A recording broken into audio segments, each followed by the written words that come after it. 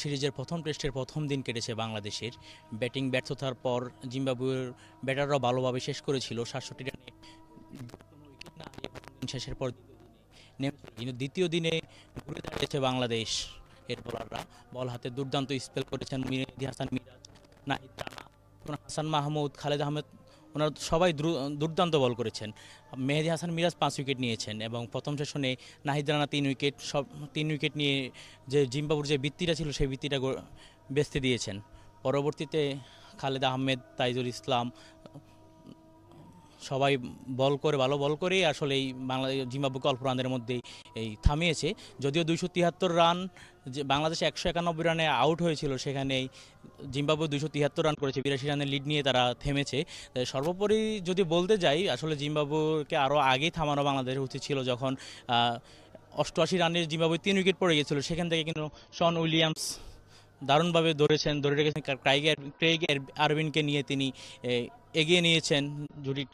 তারপরও হচ্ছে যে শেষের দিকে ব্লেসিং মুজারাবানি এবং রিচার্ড অ্যান্ডগারাবা তাদের রানটা আরও বাড়িয়েছেন। আর সেই কারণে হচ্ছে যে রানটা ২৭৩ রানে গিয়ে পৌঁছেছে।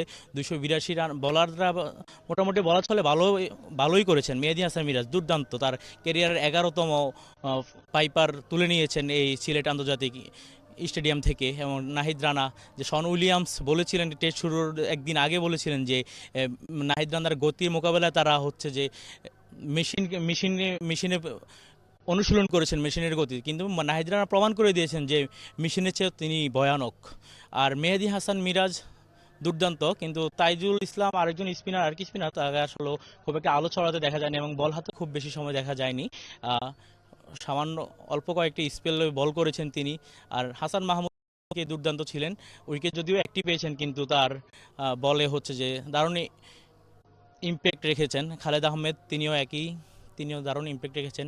সব মিলিয়ে বলাররা ভালো করেছেন। এখন বাকি কাজটা হচ্ছে যে ব্যাটারদের হাতে। এখনও টেস্টের ৩ দিন বাকি আছে। আজকে যদি আমরা আবহাওয়ার কথা বলি, সিলেটের আবহাওয়া আজকে সকাল থেকে মেঘাচ্ছন্ন ছিল।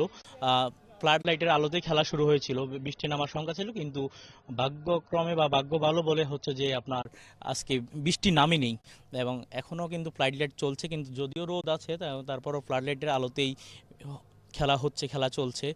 দিনের দুইটা সেশন শেষ, তৃতীয় চা বিরতির পরে জিম্বাবুয়ে গুটিয়ে গেছে। এখন বাংলাদেশ ব্যাটিং করছে। ভালো শুরু এনে দিচ্ছেন জয় এবং সাদমান ইসলাম। এখনও কোনো উইকেট হারায়নি বাংলাদেশ। কালকের আবহাওয়ার কথাটা যদি বলতে যাই, কালকে কিন্তু বৃষ্টি নামার সম্ভাবনা আছে। যেমন আজকে রাত 10টা থেকে 11টার পর থেকে সিলেটে বৃষ্টি নামার সম্ভাবনা রয়েছে, যা কালকে পর্যন্ত দীর্ঘস্থায়ী হবে। সেই ক্ষেত্রে খেলা কালকে কতটা গড়াবে কিনা সেটা আসলে এখনও জানা যাচ্ছে না। সিলেটের আবহাওয়া তো এমনিতে স্থির না। এই বৃষ্টি, এই রোদ, আনপ্রেডিক্টেবল একটা আবহাওয়া সিলেটের।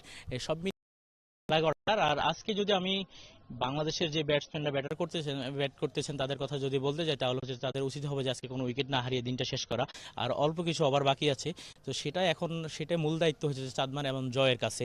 জয় এবং সাদমান তারা যদি হচ্ছে যে তারা আজকে দিনটা ধরে রাখতে পারেন, কালকে একটা ভালো শুরু এনে দিতে পারেন, কালকে যখন খেলা গড়াবে ভালো শুরু এনে দিতে পারেন, তাহলে বাংলাদেশ যদি 150 থেকে 200 রানের একটা লিড নিতে পারে, তাইলে এই টেস্টে ফেরার এখনও 3 দিন কিন্তু বাকি আছে। আজকে দ্বিতীয় দিন চলছে টেস্টের। তো টেস্টে ফেরার এক সম্ভাবনা রয়েছে এবং ম্যাচ জয়ের যে পসিবিলিটি, সেই জিনিসটা থাকবে। সিলেট আন্তর্জাতিক স্টেডিয়াম থেকে আবু রাহেন ইফাত, চ্যানেল অনলাইন।